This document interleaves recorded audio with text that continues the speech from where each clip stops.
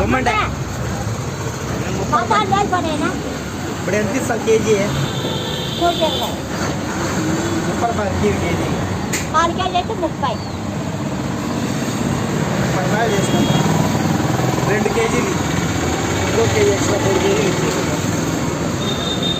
6 రూపాయలు కేజీ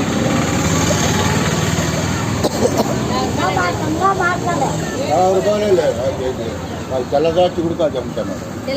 తెల్ల ద్రాక్ష రేటు తగ్గిపోయి 40-50 అమ్ముతున్నారా? అది తెచ్చుకోకపోతే 50 రూపాయలు కేజీ వేసుకొని ఈ ఒక కేజీ